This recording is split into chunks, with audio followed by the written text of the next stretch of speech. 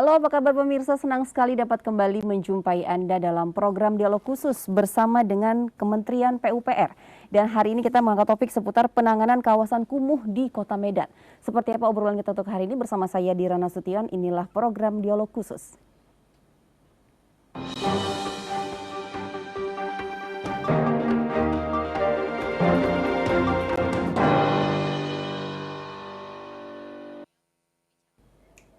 Undang-Undang Dasar 1945 Pasal 28H yang menyatakan setiap orang berhak hidup sejahtera lahir dan batin, bertempat tinggal dan mendapatkan lingkungan hidup yang baik dan sehat, serta berhak memperoleh pelayanan kesehatan. Dan selanjutnya Undang-Undang Nomor 39 Tahun 1999 tentang Hak Asasi Manusia.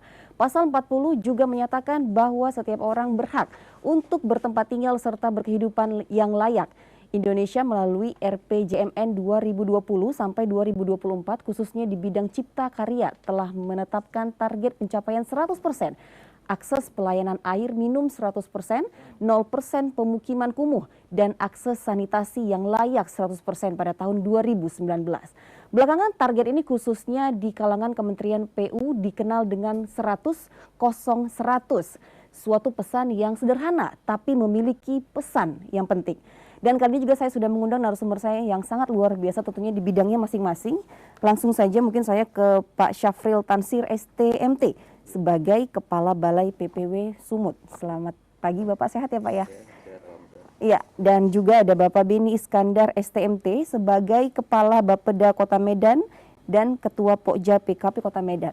Selamat pagi juga untuk Pak Beni. Selamat pagi, Assalamualaikum warahmatullahi wabarakatuh. Iya, sehat semua ya Pak ya? Alhamdulillah. Baik. Nah hari ini kita dialog khusus bersama dengan Kementerian PUPR dan kita mengangkat topik ini menarik sekali menurut saya, penanganan kawasan kumuh di Kota Medan. Nah mungkin saya bertanya dulu kepada Pak Beni dulu mungkin ya. Ini Pak Beni, saya mungkin ingin bertanya bagaimana kira-kira gambaran untuk yang sekarang mengenai penanganan kumuh skala kawasan di Medan. Ini seperti apa? Silakan. Terima kasih Mbak Dira, Pak Syafril. Bahwa Medan ini dalam konteks ke kawasan kumuhnya sangat panjang. Dari tahun 2015 kita punya identifikasi terhadap kawasan kumuh, baik berskala kawasan itu terdiri atas beberapa lokasi yang total keseluruhannya awalnya adalah 200 hektar. Dan sebagian besar dari 200 hektar ini di 118 hektarnya itu berada di kawasan utara, di 17 kelurahan, di 17 kecamatan dan 39 kelurahan. Nah kemudian dari 2015 itu kita coba menyusun roadmap penanganan dimulai dari tahun 2018, 2017, 2018 itu di Cicanang dalam konteks kawasan, kemudian dilanjutkan di Pulau Brayan, kemudian di dalam sekarang ini kita menuju ke kawasan timur. Kawasan timur ini dalam pengertian timur Kota Medan itu meliputi Kecamatan Medan Area dan Medan Denai. Nah ini penanganan skala kawasan ini adalah penanganan terintegrasi dengan luasan yang melebihi tidak hanya spot-spot tapi dalam luasan hektar tertentu ya. Nah jadi dari 10 hektar. Nah ini yang ditangani dalam kawasan. Nah tentu saja banyak kawasan-kawasan di Medan ini yang awalnya dari 200 hektar ini sebenarnya sudah kita tangani secara sistematis dengan bertahap, sehingga pada tahun 2020 kemarin indikator-indikator yang dalam baseline dari 7 indikator kekumuhan ini sudah teratasi. Tetapi karena ada peraturan baru terkait kepada Kementerian PUPR bahwa orientasinya bukan lagi kepada hanya penanganan kumuh tetapi juga pencegahan. Nah, pencegahan sehingga tidak menjadi kumuh, sehingga adalah indikator baru terhadap pencegahan dan menyusun kriteria baru dengan indikator baseline yang baru, sehingga didapatlah angka yang baru bahwa kita harus menanggulangi, mencegah kekumuhan itu dan menanggulangi potensi kumuhnya lagi itu adalah 800 hektar. Nah inilah yang 5 tahun ke depan harus kita tuntaskan Sehingga 819 hektar ini harus menjadi target kita menyelesaikan yang tadi 100-0-100 tadi. Nah, itu dia tuh, 100-0-100. Mungkin bisa dijelaskan, ini maksudnya bagaimana ini? Bisa siapa yang menjelaskan, silakan. Ya, mungkin Mbak Safril. Oke, silakan Pak Safril. Ya, 100-0-100 ya, begitu ya. 100-100. Jadi ini adalah awalnya kita ingin menyelesaikan permasalahan kumuh. Muncullah ide bagaimana menyelesaikan permasalahan air minum 100%, artinya terlayani masyarakat 100% mendapatkan air minum. Kemudian kumuh itu jadi nol, kita nolkan dengan melakukan perbaikan, ya, perbaikan dan juga melakukan operasional di masyarakat, ya, pemeliharaan dan melayani sanitasi. Masyarakat memiliki sanitasi yang baik juga, yang layak itu 100%, sehingga muncullah 100-0-100. Tentunya dari sinilah kita mulai waktu itu dengan quick count sebenarnya yang kita lakukan dari Kementerian PU untuk menyikapi apa yang sudah kita rencanakan ini. Kita melakukan dengan cara cepat sehingga Kota Medan hanya mendapatkan 200,29 hektar waktu itu di tahun 2015. Dengan proses kita melakukan perencanaan Kota Medan, ini menjadi bagian dari Kota Medan, sekalian juga mulai melihat kawasan-kawasan kumuhnya yang mana mau ditingkatkan. 2018, 2019 kita mulai menyelesaikan itu dengan bantuan kawan-kawan kotaku. Nah, di sini ada kawan-kawan kotaku Itu, yang terus melibatkan siapa saja itu, Pak? Kotaku itu adalah konsultan yang kita tempatkan di masing-masing daerah. Kalau di Sumatera Utara kita ada 14 kabupaten kota yang kita fasilitasi dengan kotaku ini. Jadi kawan-kawan inilah yang akan mengajak masyarakat, membimbing masyarakat dan juga mengawal proses pembangunan. Jadi kawan-kawan kotaku konsultan inilah yang mengawal di lapangan. Jadi kotaku inilah yang sudah ikut terjun menyelesaikan permasalahan kumuh di Kota Medan, sehingga di 2019 kita sudah menyelesaikan kumuh yang 209. Kemudian karena sebenarnya kumuh Kota Medan itu tidak hanya 200 hektar, dilakukan identifikasi kembali. Itu maksudnya lebih banyak atau lebih sedikit? Lebih banyak lagi sebenarnya. Sebenarnya lebih banyak lagi. Cuman karena kemarin itu kita quick count dengan cara cepat sehingga tidak maksimal. Sehingga 2020 kawan-kawan Pokja ya, yang dituju oleh Kota Medan, Pokja Kota Medan yang dituju oleh Pak Wali Kota ini mengidentifikasi kembali kumuh-kumuh yang ada di Kota Medan, sehingga dapatlah kumuh itu 819,8 hektar yang di-SK-kan oleh Pak Wali tahun 2020. Inilah yang akan kita selesaikan.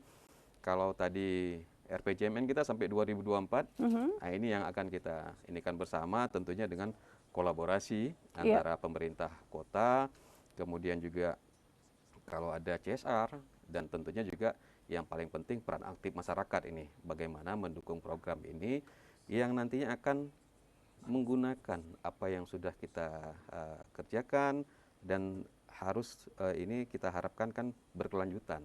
Apa yang sudah dibangun ini berkelanjutan, dan kita seperti Pak Beni sampaikan tadi, yang paling penting itulah mencegah kembali kumuh. Ini jangan kita selesaikan kumuh di A, kita pindah ke B, hanya kumuh lagi nanti.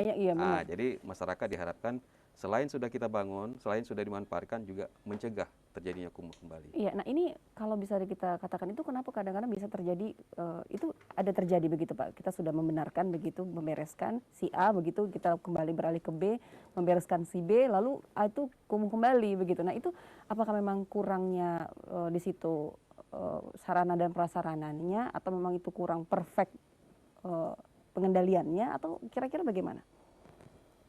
Ini sebenarnya bukan yang terjadi, Pak. Ini bukan yang terjadi. Ini adalah kita cegah supaya tidak terjadi. Artinya kawan-kawan kotaku melakukan sosialisasi ke masyarakat terhadap apa yang infrastruktur yang sudah dibangun, ini tolong dimanfaatkan dengan baik. Kemudian dijaga untuk tidak kembali kumuh. Jadi kawan-kawan ini yang terus melakukan koordinasi dan pengendalian di masyarakat terhadap yang kita bangun. Jadi ini bukan sudah terjadi, artinya diingatkan kepada masyarakat supaya jangan ini terjadi. Makanya kita sudah dari dini kita mengawal itu. Tambahkan silakan. Jadi, saya tambahkan mungkin izin Pak. Kumuh ini bukan hanya masalah infrastruktur. Jadi memang ada 7 indikator yang disampaikan, tetapi perumahan yang dibangun, contoh misalkan Perumnas pun bisa nanti suatu saat menjadi kawasan kumuh.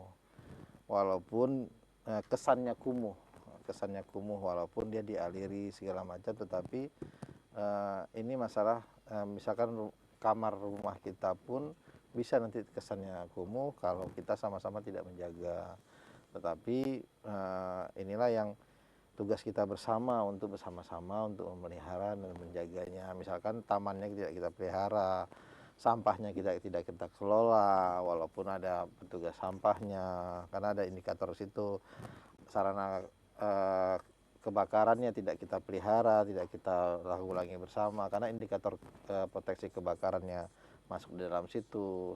Bagaimana kita memelihara jalan drainasenya, karena setelah dibangun drainase, ketika drainasenya tidak kita rawat, maka drainase itu tidak akan berfungsi. Nah, kalau gotong royongnya tidak dilakukan, maka dia tidak berfungsi, akan terjadi sumbatan dan genangan, itu kan nanti akan merusak kualitas lingkungan kita. Sama kayak kamar, kalau tidak kita rawat kan jadi berantakan, kan kesannya juga seperti itu. Nah, dalam satu kawasan mungkin itu kita perlu membutuhkan berapa lama untuk mengerjakannya proyek tersebut begitu ya? Tapi jangan dijawab dulu, kita harus break dulu ya. Dan untuk Anda juga pemirsa jangan kemana-mana, nanti kami juga akan mengundang Anda untuk berinteraktif langsung bersama dengan narasumber saya di sini, dan tetap bersama kami dalam program Dialog Khusus sesaat lagi.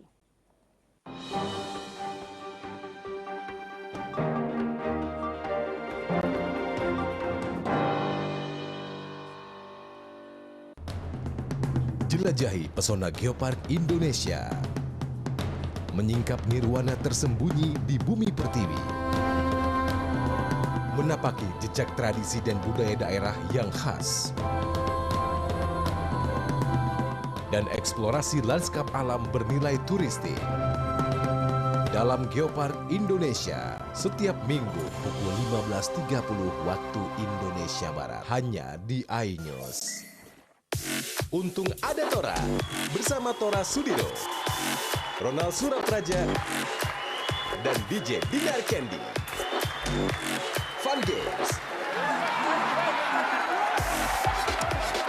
Fun Talk Show, hanya nasi uduk ikan tongkol sambil duduk ikan tongkol.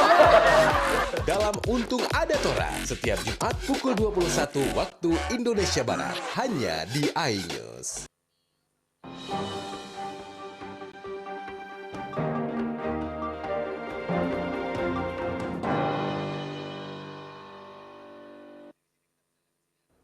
Baik, terima kasih pemirsa untuk Anda yang masih tetap setia bersama kami dalam program Dialog Khusus bersama dengan Kementerian PUPR. Dan kali ini sebelum saya melanjutkan perbincangan saya dengan kedua narasumber saya di studio, dan saya juga sudah terhubung ini dengan Pak Tondi yang sebenarnya memang beliau akan di sini ya Pak ya, tapi karena berhalangan hadir dan kita sudah melakukan untuk telepon ya langsung ya, dengan live telepon langsung dengan Pak Tondi Nasa Nasution, STMT. Beliau adalah merupakan PLT Kadis PKP2R Kota Medan, Pokja PKP Kota Medan. Ya, saya sudah terhubung mungkin. Halo, selamat pagi Pak Tondi. Selamat pagi Mbak. Iya, Bapak gimana kabarnya, sehat ya Pak? Alhamdulillah sehat. Iya, baik. Nah, hari ini kita bersama dengan kedua narasumber saya juga. Tadi mungkin Bapak juga sudah menyimak ya Pak ya. Tadi ada Pak Beni dan juga Pak Syafril juga di sini, dan kita mengangkat topik seputar penanganan kawasan kumuh di Kota Medan khususnya. Nah, Pak Tondi, saya mungkin ingin bertanya seputar peraturan daerah ini yang sudah ada terkait penanganan kumuh di Medan. Ini bagaimana kira-kira Pak Tondi? Apa saja mungkin yang sudah juga dilakukan berkaitan dengan pelaksanaan kawasan di Medan ini sendiri? Seperti apa Pak Tondi? Silahkan Pak Tondi. Ya, terima kasih. Assalamualaikum warahmatullahi wabarakatuh. Waalaikumsalam. Kita berdasarkan Undang-Undang Nomor 1 Tahun 2012 tentang perumahan kawasan permukiman dan penataan permukiman, kita telah memiliki Perda kumuh yang turunannya dari Undang-Undang Nomor 1 Tahun 2011, yaitu Perda Nomor 4 Tahun 2019. Dan kita juga tentang penanganan kumuh di Kota Medan, dan juga SK Wali Kota nomor 604/06-K Garing 12 tahun 2020 tentang penetapan lokasi pencegahan dan peningkatan kualitas terhadap perumahan kumuh dan pemukiman kumuh di Kota Medan. Nah, dasar inilah kita menjalankan beberapa kegiatan di Kota Medan yang berkolaborasi dengan Kotaku untuk penanganan kawasan kumuh di Kota Medan. Termasuk juga penanganan kawasan di beberapa kawasan di menurut perencanaan di Kota Medan ada 7 kawasan yang secara penanganan kumuhnya itu salah satunya adalah kawasan bagian timur Kota Medan yang terdiri dari 5 kelurahan, yaitu Tegalasari 1, Tegalasari 3, Tegalasari Mandala 1, Tegalasari Mandala 2, dan Tegalasari Mandala 3. Nah, berdasarkan inilah kita mulai menata dan berkolaborasi dengan Kementerian PU untuk menata kawasan ini. Saya kira itu, Mbak. Oke, baik. Mungkin kita lanjutkan dengan narasumber saya yang ada di sini. Tadi pertanyaan saya ya Pak ya, mengenai kalau satu kawasan kita membenahi itu butuh waktu berapa lama kira-kira Pak? Ya, kalau kita penanganan kawasan, ini yang Mendagri Tugas Pusat itu kan yang luasannya di atas 15 hektar. Contoh ini yang sedang kita akan kerjakan ini di kawasan timur Kota Medan. Iya. Ini luasannya ada 74,73 hektar yang terdiri dari 2 kecamatan dan 5 kelurahan. Ini kita menargetkan 2 tahun anggaran, karena juga ada refocusing ini, karena kondisi sekarang ini anggaran kita juga COVID ya? ini juga dengan permasalahan penanganan COVID, Iya. sehingga ini kita laksanakan dalam rentang 2 tahun anggaran. Nah, tentunya yang kawasan kita bangun ini juga ini sudah ada dukungan dari pihak-pihak lain. Contoh dari pihak provinsi juga sudah mulai masuk ke kawasan itu untuk menata, dan di sini juga ada andilnya juga Kota Medan, karena Kota Medan sudah menyelesaikan permasalahan lahan. Ada kemarin itu lahan 8 persil yang harusnya sudah dibebaskan untuk kita membangun RTP, ruang terbuka publik. Nah, yang nantinya di situ akan dijadikan tempat bermain, ya. Kemudian juga ada jogging track yang akan kita buat. Ini untuk mendukung kawasan itu, sehingga sudah ada tempat berkumpul dan bermain bagi masyarakat, tidak menggunakan, ya kalau mungkin di permukiman jalan-jalan dijadikan tempat. Ini dengan adanya disiapkan lokasi itu, dengan dilakukan bebasan lahan, ya tentunya dengan ganti rugi yang dilakukan oleh pihak Kota Medan, kemudian merelokasi penduduknya, dan mudah-mudahan ini bisa menjadi solusi kepada masyarakat, tempat untuk berkumpul dan bermain bagi anak-anak. Oke, ini kalau yang sekarang ini sedang dikerjakan begitu, itu di daerah mana yang lagi dikonsenkan nih begitu? Di Medan Area dan Medan Denai, ada 2 kecamatan, Medan Area dan Medan. Jadi di Medan Area itu Tegalsari 1 dan Tegalsari 2, sedangkan di Medan Denai itu Tegalsari Mandala 1, Mandala 2, dan Mandala 3. Ini yang akan kita kerjakan. Kita akan membangun 1.600 panjang jalan, kemudian kita membangun 3.000 meter saluran. Ini saluran yang sudah kita cetak, jadi tinggal pasang, kita tidak mengecor lagi. Ya, istilahnya Yudit yang kita kerjakan, dan kita juga mengerjakan 2.000 meter itu untuk pedestrian. Ditambah kita juga mengerjakan paving block, pengerjaan paving block seluas 550 meter. Plus yang tadi, RTP tadi, yang juga akan kita kerjakan. Jadi ada beberapa kegiatan memang akan kita kerjakan di situ, semata-mata untuk menyelesaikan permasalahan yang berdampak akan kumuh kalau kita tidak menyelesaikan masalah itu. Nah, ini yang disampaikan Pak Beni, setelah ini harusnya masyarakat punya jadwal untuk menyelesaikan permasalahan salurannya. Dengan terus dibiarkan awalnya sedikit, kemudian mampet, banjir, dan nanti pemerintah lagi yang salah nih. Iya. Padahal sebenarnya bagaimana masyarakat mengelola apa yang sudah kita kerjakan dan memeliharanya dengan baik, tentunya ini akan bisa menyelesaikan permasalahan kumuh di kawasan yang sudah kita bangun. Oke, nah saya mungkin mengundang Anda untuk berinteraktif langsung bersama kami di sini di 081 163 99957. sekali lagi untuk Anda yang ingin bertanya seputar tema kita untuk hari ini, Anda bisa menghubungi kami di 081 163 99957. Dan sambil menunggu telepon dari Anda, saya ke Pak Beni ya Pak ya. Ini kira-kira apa kendala yang dihadapi di lapangan begitu ketika mungkin proyek ini tuh dilakukan gitu. Walaupun dengan adanya kolaborasi dengan banyak pihak ya begitu. Silakan. Ya, pertama tentu saja kalau masalah kita kumuh ini dahulu kita tidak punya data ya. Diawali dengan tidak punya data seperti kata Pak Sapril, awalnya kan ini hanya pendataan cepat saja sehingga tidak semua tidak terdata. Kita hanya konsentrasi di 200 hektar tadi sehingga tapi dengan data yang 200 hektar tadi kita bisa melakukannya secara sistematis dan menyelesaikan yang 200 hektar. Nah, kemudian pendataan yang baru. Nah, kemudian permasalahan yang kedua adalah anggaran tentu saja. Karena anggaran ini tidak seluruhnya bisa tersedia dalam satu kurun waktu tertentu yang bersamaan. Seperti kata Pak Sapri tadi juga, untuk pusat tidak mungkin dihadirkan secara sekaligus 800 hektar tadi dalam 2 tahun ini tuntas, tidak mungkin, harus berjalan bertahap. Yang ketiga kendalanya adalah ini butuh partisipasi publik yang sangat besar, mulai dari tahap perencanaan, mulai dari tahap pelaksanaan sampai dengan pemeliharaan.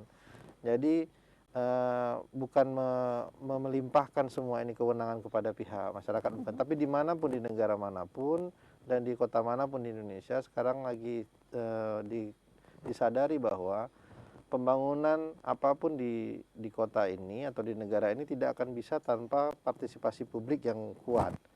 Nah, pemeliharaan ini menjadi faktor yang sangat penting. Kumuh tidak kumuh, kita sudah bisa belajar dari keberhasilan kota-kota lain.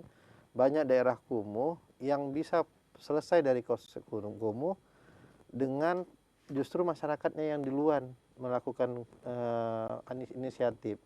Banyak yang tadinya kumuh, tidak kumuh dengan inisiatif. Nah, pemerintah menyediakan lahan, menyediakan anggaran, ada dana kelurahan dan segala macam, tapi mari bersama-sama. Jadi kendala ketiganya tadi mungkin yang keempat kendalanya selama ini adalah konektivitas antar OPD, antar dinas. Nah, ini makanya dibentuklah Pokja PKP. Pokja yang masing-masing antara dinas satu dengan dinas lain paling bersinergi di dalam APBD, dan juga kami dengan Pak Sapril dengan provinsi sekarang juga punya sinergitas dengan menyusun anggaran seperti ini, keroyokan di kawasan timur sudah dibagi mana yang porsinya nasional, provinsi sama kota. Jadi tidak ada yang bentrokan, tidak ada yang tidak tergarap gitu. Oke, dalam pengerjaan pemulihan kawasan ini sendiri, apakah ada melibatkan masyarakat juga Pak di dalamnya? Oke, jangan dijawab dulu, kita harus break dulu ya. Dan untuk Anda juga jangan kemana-mana, tetap bersama kami dalam program Dialog Khusus bersama dengan Kementerian PUPR sesaat lagi.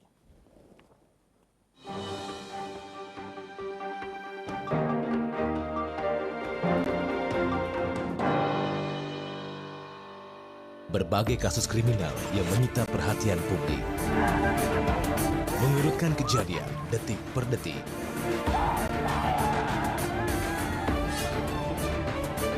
Menguak motif kejahatan yang berbeda melalui pengakuan para saksi. Jelas enggak sadar itu. Lihat darah. Saksi kunci hanya di iNews.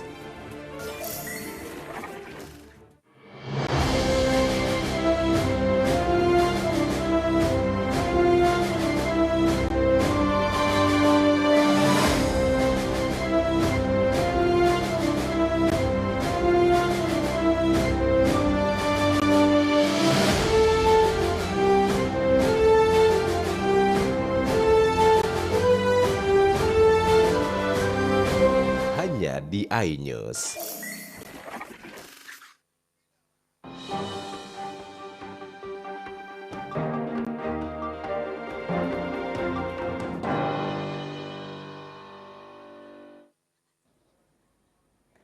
Ya, baik, terima kasih pemirsa, dan saya kembali terhubung dengan Pak Tondi Nasa Nasution STMT sebagai PLT Kadis PKP 2R Kota Medan, Pokja PKP Kota Medan yang melalui Zoom ya Pak ya. Halo Bapak, sudah terhubung kembali? Ya, Iya. Iya, Pak Tony, saya mungkin melanjutkan untuk pertanyaan kepada Bapak. Ini terkait peraturan yang mengatur penanganan kumuh skala kawasan di Medan. Ini mungkin bisa dijelaskan juga secara rincinya seperti apa ini, Pak Tony? Silahkan. Ya, jadi seperti yang saya sampaikan tadi, selain dari Perda dan SK Wali Kota yang sudah kita miliki, sebetulnya yang menjadi penting adalah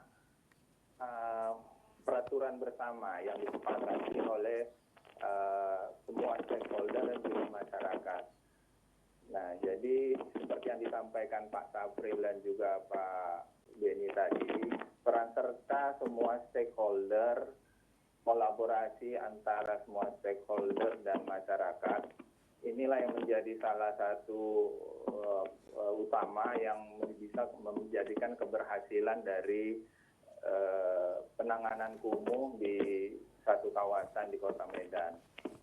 Nah, perlu saya sampaikan di kawasan timur ini perencanaannya sudah melakukan terintegrasi dengan beberapa stakeholder yang bisa kita katakan bisa berkolaborasi bersama-sama, baik itu dari pemerintah Kota Medan, kemudian dari masyarakat dan juga dari akademisi. Perencanaan di kawasan timur ini tidak hanya merencanakan tentang fisik saja, tapi juga bagaimana kita bisa merencanakan dari sektor ekonomi dan sosialnya. Bagaimana juga masyarakat yang di kawasan kumuh ini bisa ditingkatkan keekonomiannya dan juga memiliki kesadaran dan perubahan perilaku terhadap penanganan kawasan kumuh ini. Tanpa ada peran serta masyarakat di sini, tentunya kawasan ini akan menjadi kumuh kembali karena memang infrastruktur yang sudah kita bangun nantinya akan dimanfaatkan dan dikelola tentunya oleh masyarakat itu sendiri. Iya, mungkin sekedar menambahkan juga tadi Pak Beni mengatakan bahwasanya ada anggaran dan juga mungkin ada kesadaran masyarakat juga. Ada tidak hal-hal yang lain yang mungkin ini memperlambat atau mungkin ini menjadi kendala tersendiri dalam pembangunan kawasan ini di Kota Medan ini sendiri? Itu seperti apa, Pak? Ada tidak kira-kira? Iya. Ya, jadi memang kalau kita lihat dari anggaran APBD sendiri, tentunya kita ada berkolaborasi dengan berbagai pihak tentunya. Kita sudah menganggarkan dari APBD sendiri seperti sosialisasi dan juga fokus disaster group terhadap warga yang terdampak langsung. Kemudian juga kita seperti yang disampaikan Pak Sapril tadi, kita telah membebaskan lahan di Jalan Langgar untuk pembangunan ruang terbuka hijau. Kemudian saat ini kita sedang membebaskan dan mensosialisasikan sepanjang Paris Tulang Saling atau Sungai Tulang Saling yang sepanjang 1,8 kilometer mulai dari Jalan Bromo sehingga sampai ke akhir Hakim. Nah, itu kita rencanakan tahun ini akan mulai kita bebaskan untuk pembuatan jalan inspeksi kiri kanan dari Parit Sulang Saling itu sendiri.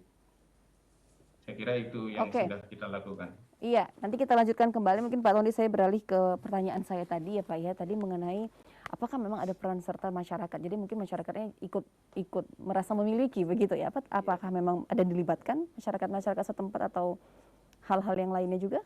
Seperti apa? Iya, jadi kegiatan kita di penanganan kumuh ini ada dua cara ya. Satu skala kawasan, skala lingkungan. Nah, kalau yang skala lingkungan itu ini langsung melibatkan masyarakat dari mulai perencanaan. Nah, makanya kita punya konsultan. Konsultan itu ada bidang teknis, ada ekonomi, ada sosial. Mereka lah yang bersama-sama dengan masyarakat, mulai dari menyusun perencanaan, kemudian menyusun kegiatan dan juga pelaksanaan, serta sampai nanti tahap pemanfaatan dan pemeliharaannya. Jadi ini tetap didampingi masyarakatnya. Nah, jadi untuk yang skala lingkungan jelas melibatkan masyarakat. Iya. Nah, di skala kawasan, ini juga diawali dengan masuknya tim kotaku. Kawan-kawan kotaku dulu, ini mensosialisasikan ke masyarakat bahwa kawasan kita ini kumuh. Kita akan mengubahnya. Nah, ini tolong dimulailah dimasukkan ke masyarakat bagaimana ini untuk mengubah. Adakah seperti tadi yang lahan perlu dibebaskan, ya. Nah, dengan lahan dibebaskan ini tentunya kan perlu ada pemahaman masyarakat, ini untuk apa ini? Ini jangan-jangan pemikirannya ada sesuatu di Pemda, padahal semata-mata ini untuk masyarakat yang kita mau lakukan. Bagaimana lingkungan ini menjadi tidak kumuh lagi. Ini contoh yang disampaikan tadi di Sungai Sulang Saling. Nah, ini kita mau membebaskan kawasan itu untuk menjadi membuat jalan inspeksi. Tapi selain jalan inspeksi, kita ingin masyarakat itu mengubah muka rumahnya. Yang kemarin sewaktu sebelum ini mereka membelakangi sungai, kita berharap nanti mereka ke depan sungai. Jadi muka rumah itu dirubah. Sehingga tidak mengesankan sungai itu di belakang tempat buang sampah. Karena di belakang. Karena mungkin selama ini mindsetnya masyarakat masih ada yang begitu ya Pak? Iya begitu. Makanya kawan-kawan kotaku inilah yang menjadi fasilitator, yang memberikan pendampingan dengan masyarakat, ya, secara perlahan. Begitu juga dari pemerintah kota juga melakukan bersama-sama, karena sangat dekat ini komunikasi kawan-kawan kotaku dengan Pokja PKP.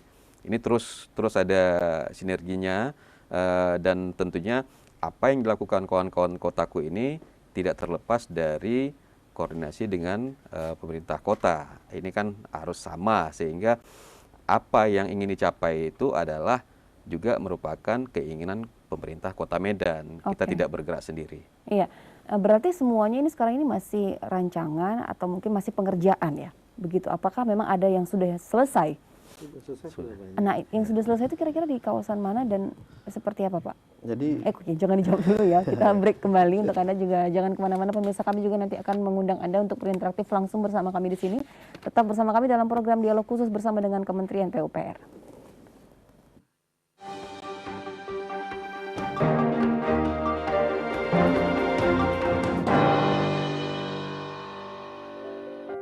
Sesuatu yang baru dari Alvin Adam.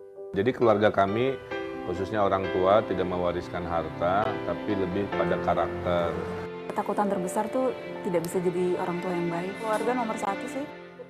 Aku sedih, aku kok menderita ngeliat anakku kayak gitu. Cerita dan pelaku boleh beda. Dalam Alvin and Friends, setiap Senin dan Selasa pukul 21 waktu Indonesia Barat. Hanya di iNews. Semua akan indah. Kadang-kadang saya suka miris lihat orang-orang jalan gitu sama saya minta jangan putus asa.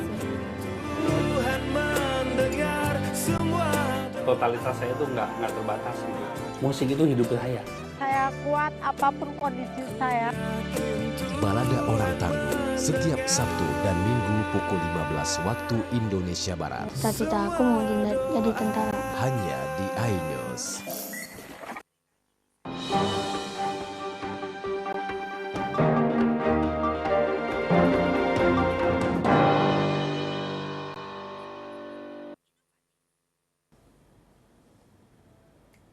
Iya, masih di Dialog Khusus dan kita masih bersama dengan Kementerian PUPR, dan hari ini juga semakin menarik obrolan kita. Tadi saya bertanya seputar kira-kira ini kawasan-kawasan yang sudah mungkin sudah dikerjakan begitu ya, dan pastinya ini sudah dinikmati oleh masyarakat setempat ataupun juga masyarakat luas ya. Ini kira-kira di mana saja daerah-daerahnya dan yang tadinya bagaimana dan sekarang itu seperti apa?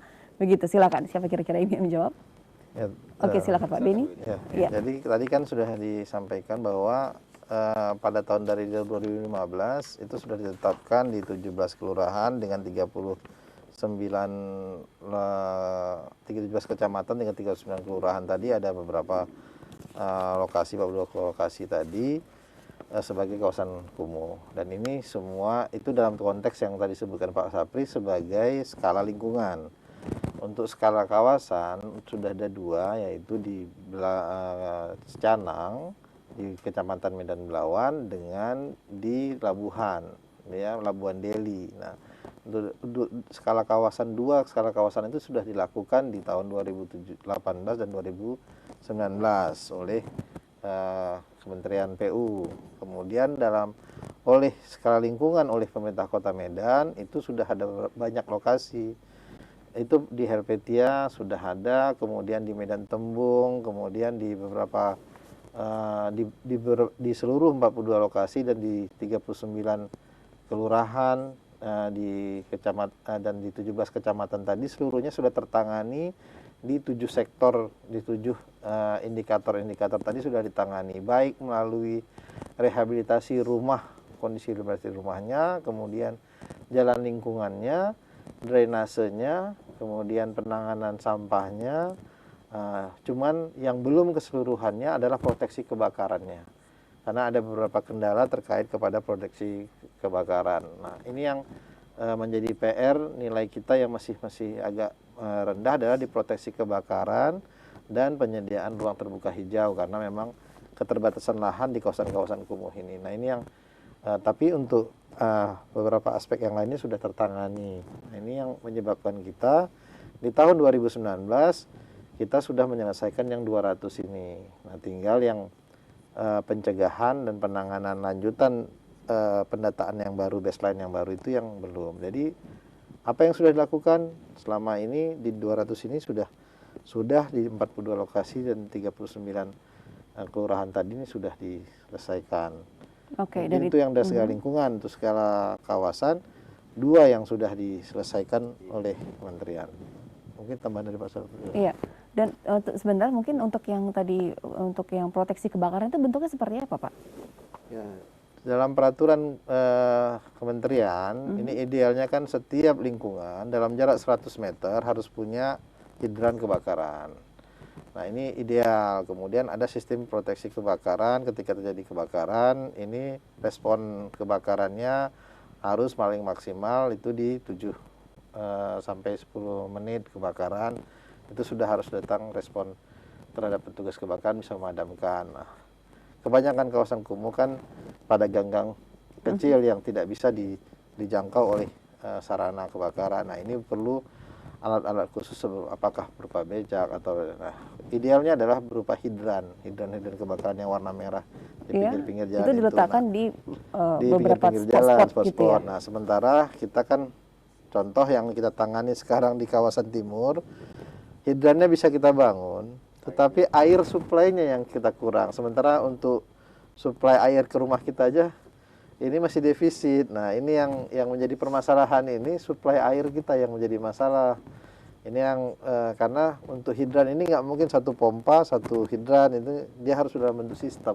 Nah, ini yang perlu mungkin ke depannya kita sedang merancang apakah dalam bentuk becak-becak pemadam kebakaran sehingga bisa menjangkau kawasan-kawasan kumuh seperti ini. Oke, sudah ada penelpon yang masuk, saya angkat terlebih dahulu. Halo, selamat pagi. Halo. Iya, selamat pagi Bapak. Silakan dari siapa dan di mana, Pak?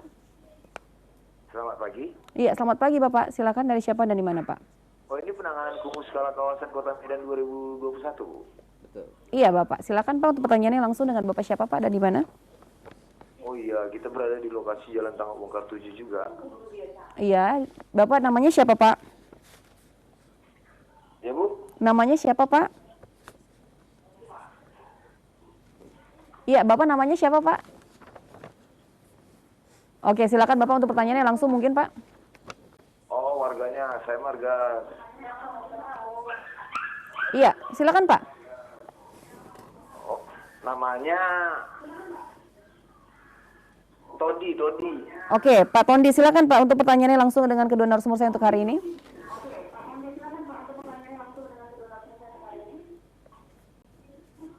Kemarin kan ini ada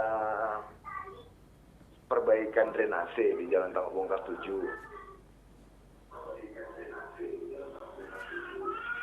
Iya, silakan Pak. Menurutnya tidak ada perubahan di Jalan Tangok Bongkar 7. Kita juga mengalami kebanjiran, terus karetnya tidak lancar. Oke, Pak Tondi, maaf sebelumnya mohon volume televisinya dikecilkan terlebih dahulu, Pak.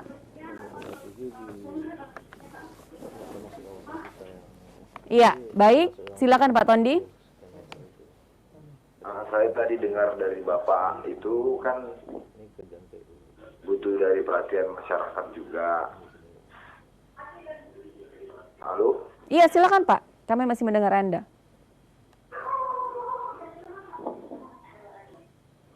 Kira-kira apa yang ingin disampaikan atau mungkin ingin ditanyakan dengan kedua narasumber untuk hari ini, Pak? Terputus? Oke, baik. Mungkin Pak Tony bisa menghubungi kami kembali atau mungkin ada yang ingin berinteraktif langsung bisa di 081163999957 dan kami masih mengundang Anda untuk berinteraktif langsung bersama kami di sini. Nah, iya, mungkin bisa ditanggapi siapa kira-kira yang ingin menjawab. Silakan Pak Beni. Terima kasih Pak Tony atas laporan dan masukannya. Tangguh Bokar 7 tadi, kami akan coba melakukan cek hari ini atau segera kepada Dinas Pekerjaan Umum karena memang lokasi ini belum ditangani dalam konteks penanganan kawasan kumuh. Tidak termasuk berarti Pak? Ya, atau belum ya? masuk dalam penanganan Cuma kawasan kumuh, tapi gitu. belum dalam tahapan pengerjaan kawasan karena kita masih dari 47 hektar tadi masih kita ke kawasan yang kawasan timur tadi belum sampai ke lokasi ini. Kita masih ke lokasi yang Tegalsari dulu. Nah, ini mungkin kemarin tahun lalu mungkin masih ada pengerjaan Dinas PU, ada pengerjaan aspal dan drainase yang belum efektif sistem drainasenya sehingga menyebabkan genangan. Nah, itu kami akan coba konfirmasi ke Dinas PU untuk menyampaikan mohon nanti kira-kira kalau ada kontaknya biar bisa dikonfirmasi ke Dinas PU. Tapi saran kami adalah nanti disampaikan laporan resmi kepada kelurahan setempat atau kepling sehingga petugas Dinas PU kami bisa berkonfirmasi dan berkoordinasi dengan Pak Lurah maupun Bu Lurah yang ada di kawasan setempat supaya permasalahannya segera teratasi. Oke, terima kasih. Iya, mudah-mudahan ini juga bisa menjawab pertanyaan dari Pak Tony tadi ya. Dan mungkin pertanyaan saya kembali ke Pak Syafril juga. Ini bagaimana mungkin menurut Bapak sendiri konsep skala kawasan Kota Medan ini apakah memang sudah kategori bagus atau mungkin ada hal-hal yang perlu direkomendasikan juga di sini? Iya, selama ini kita sudah berjalan baik ya dengan Kota Medan, mulai dari kita menyusun tadi quick count tadi ya bersama-sama, kemudian kita bagi tugas apa yang jadi tugasnya Kota Medan, apa tugas kita pusat, kemudian juga Kota Medan sudah membuatkan perda, sudah membentuk Pokja. Ini kan adanya dukungan juga niat yang baik bersama kita untuk menyelesaikan permasalahan kumuh. Jadi Kota Medan sudah bersama-sama dengan kita. Ditambah lagi di kawasan timur yang akan kita kerjakan ini, Kota Medan juga sudah menepatkan janji bahwa akan menyelesaikan permasalahan lahan. Ini sudah dibuktikan dengan sudah dibebaskannya lahan untuk kita membangun RTH.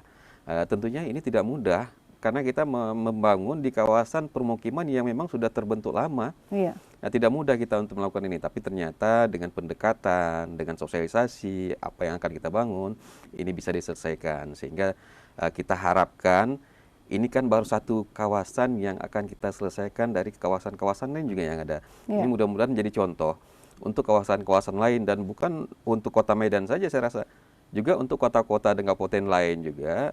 Bagaimana menyelesaikan permasalahan kumuh, bagaimana mensosialisasikan dan melibatkan masyarakat supaya berperan dan berpikiran positif terhadap apa yang akan dikerjakan oleh pemerintah. Sehingga kita bisa menyelesaikan permasalahan kumuh. Tadi termasuk dengan permasalahan air, kita juga sedang mengerjakan ini dengan 1.100 liter per detik yang kita ambil air sumbernya itu dari Binjai untuk mensupport ke Kota Medan sebesar 750 liter per detik.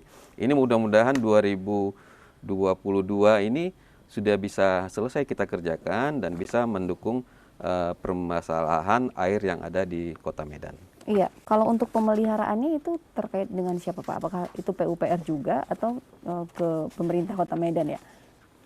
Kalau kita dari pemerintahan pusat ini kan hanya membangun. Apa yang sudah kita bangun ini kita serahkan menjadi aset pemerintahan kota. Oke. Kota Medan. Iya, sebentar kita tahan dulu Pak untuk pemeliharaan ini ya, karena kita harus break kembali. Untuk Anda juga jangan kemana-mana, tetap bersama kami dalam program Dialog Khusus bersama dengan Kementerian PUPR sesaat lagi.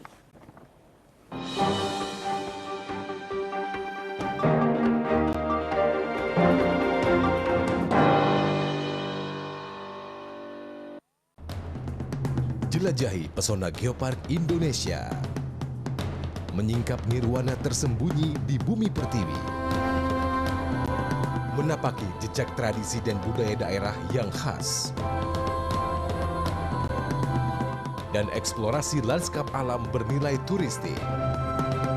Dalam Geopark Indonesia, setiap minggu pukul 15.30 waktu Indonesia Barat. Hanya di iNews.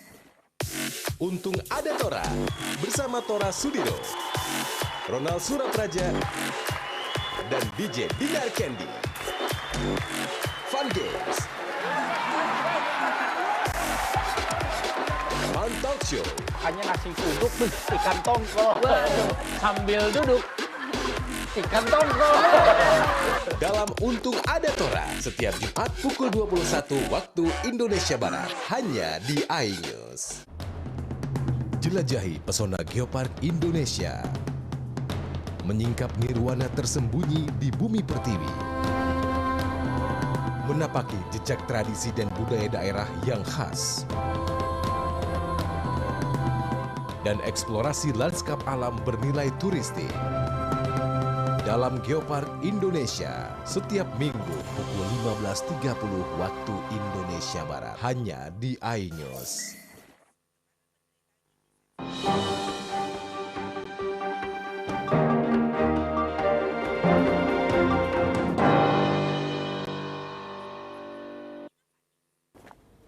Iya, baik, terima kasih untuk Anda yang masih tetap setia bersama kami dalam program Dialog Khusus bersama dengan Kementerian PUPR. Dan saya terhubung kembali, sebenarnya kita juga masih terhubung terus ya bersama dengan Pak Tondi juga yang masih hadir di sini melalui via Zoom. Halo Pak Tondi. Halo, ya. Iya, Pak Tondi masih mengikuti obrolan kita juga di sini ya Pak Tondi ya? Ya, Mas. Iya, dan tadi pertanyaan saya mungkin juga ini saya ingin bertanya kepada Pak Tony ini mengenai pemeliharaan. Jadi kalau misalnya suatu objek kawasan sudah dilakukan, begitu ya, sudah dikerjakan, lalu untuk pemeliharaan ini tanggung jawab siapa Pak? Dan ini kira-kira bagaimana untuk bentuk pemeliharaannya sendiri? Silakan Pak Tondi.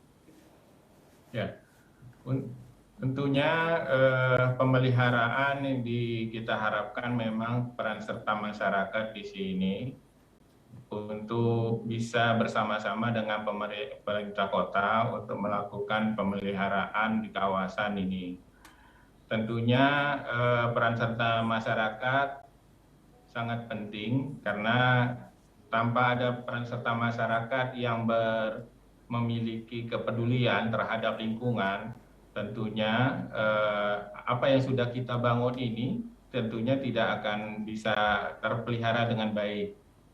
Nah, kemudian tentunya pemerintah kota terus berusaha untuk bagaimana bisa menyadarkan masyarakat dalam hal bisa bersama-sama memelihara lingkungan di sekitarnya. Oke, berarti ini kembali ke pemerintah daerah juga berarti begitu ya Pak Tondi ya? Ya. Dan juga masyarakat tentunya harus libatkan masyarakat juga untuk pemeliharaan ini sendiri ya. Begitu ya Pak ya? Oke, baik. Saya mungkin ke Pak Syahril kembali ini untuk rekomendasi terkait safeguard sosial dan lingkungan terhadap penanganan kumuh skala Kota Medan ini seperti apa? Iya, itu yang saya sampaikan tadi. Pemerintah Kota Medan sudah melakukan tugasnya ya dengan menyelesaikan permasalahan lahan. Nah, ini kan sesuatu memang yang harus diselesaikan. Nah, jadi ini bagian dari safeguardnya pemerintah Kota Medan ya. Karena kalau kita menyelesaikan permasalahan kumuh dan itu berhubungan dengan lahan, tentunya pemerintah pusat tidak punya kapasitas untuk menyelesaikan itu. Jadi ini adalah tugasnya pemerintah kota dan itu sudah dilakukan. Nah, tentunya ini juga seperti yang disampaikan Pak Tondi tadi, pemerintah kota akan meneruskan lagi menyelesaikan permasalahan untuk sulang saling.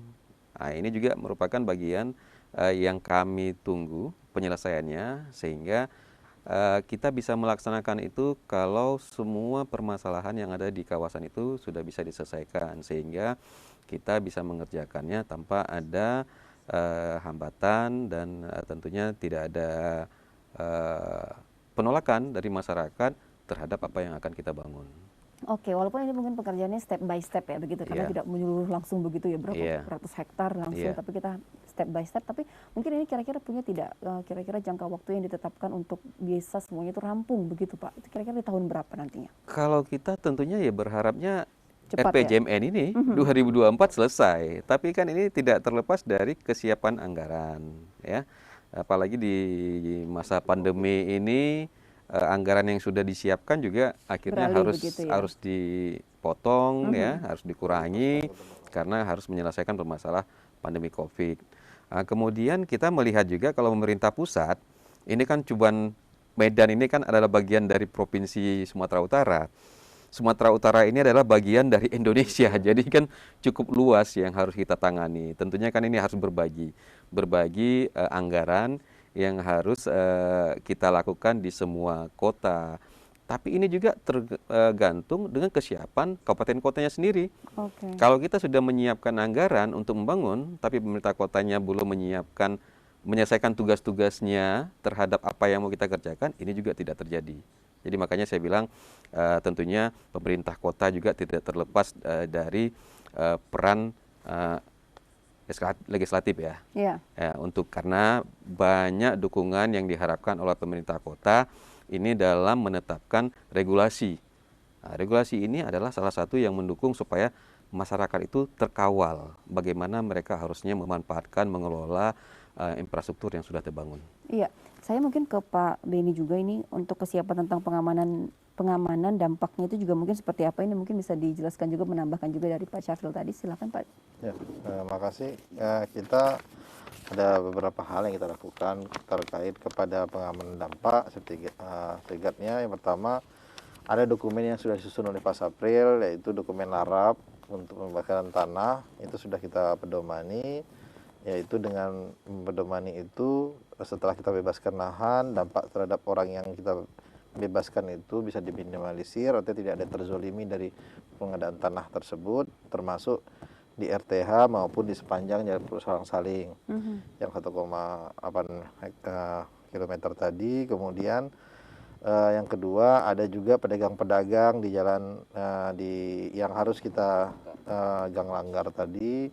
Ini sudah kita siapkan lahan pengganti di Pasar Sukaramai. Ya, ini kita harapkan sukarela mau pindah ke pasar dan terus-menerus kita sosialisasikan tindak untuk pindah terus. Nah, ini yang langkah-langkah setiganya seperti itu. Tetapi kembali lagi ini butuh partisipasi publik yang besar, karena kalau orang Medan dulu Mbak, kita jalan apa kau lihat mata kau gitu kan misalkan. Nah, sekarang kita harus merubah segmen itu, sampah kau, jualan kau gitu. Jadinya kita yang mengingatkan orang ketika buang sampah, ketika orang berjualan tidak pada tempatnya. Jadi tapi kalau Pol PP yang atau petugas kelurahan yang mengingatkan, begitu keluar petugasnya akan balik lagi penyakit itu. Nah itu, jadi kalau preman setempat atau warga setempat yang bilang apa mata kau, apa sampah kau, atau apa dagangan kau, maka orang nggak akan berani untuk berbuat macam-macam. Nah ini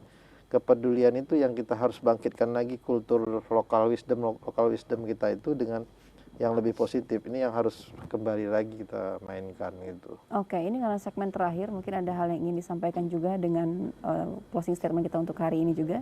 Silakan mungkin Pak Syaril, secara singkatnya. Saya berharap ini permasalahan kumuh adalah permasalahan kita semua. Ya, kalau kita cerita Kota Medan adalah permasalahan semua warga Kota Medan, tidak aja pemerintah. Jadi ini harus dikerjakan bersama-sama, eksekutif, legislatif, masyarakat, dan juga lembaga swadaya masyarakat. Ini harus sama-sama kita jaga, kita pelihara, sehingga apa yang sudah kita selesaikan permasalahan kumuh tidak menjadi kumuh kembali. Oke, baik. Nah, terakhir mungkin dengan Pak Tondi, apa yang ingin disampaikan juga sebagai closing statement kita untuk hari ini. Pak Tondi, silakan. Cerita Kota Medan adalah permasalahan semua warga Kota Medan, tidak hanya pemerintah. Jadi ini harus dikerjakan bersama-sama, eksekutif, legislatif, masyarakat, dan juga lembaga swadaya masyarakat. Ini harus sama-sama kita jaga, kita pelihara, sehingga apa yang sudah kita selesaikan permasalahan kumuh tidak menjadi kumuh kembali. Oke, baik. Nah, terakhir mungkin Iya, silakan Pak Tondi. Apa yang ingin disampaikan juga sebagai closing statement kita untuk hari ini, Pak Tondi, silakan. Halo Pak Tondi. Ya, mungkin kalau kami dari pemerintah Kota Medan tentunya mengajak seluruh masyarakat dan juga stakeholder lainnya agar bisa bersama-sama mensukseskan program dari pemerintah pusat maupun dari pemerintah daerah untuk bersama-sama menangani penanganan kumuh ini untuk kebaikan masyarakat dan juga Kota Medan keseluruhan. Saya kira itu. Oke, baik, terima kasih Pak Tondi, terima kasih mungkin Pak Syahril dan juga Pak Beni juga sudah hadir di studio dan ini bisa masih ada waktu mungkin? Sudah cukup ternyata Pak, mungkin bisa diwakilkan juga ya Pak Beni ya. Dan tentunya pemirsa, sayang sekali waktu kita sudah di penghujung acara dan akhirnya seluruh kerabat kerja mengucapkan terima kasih atas perhatian Anda. Saya Dira Nasution, selamat pagi dan sampai jumpa.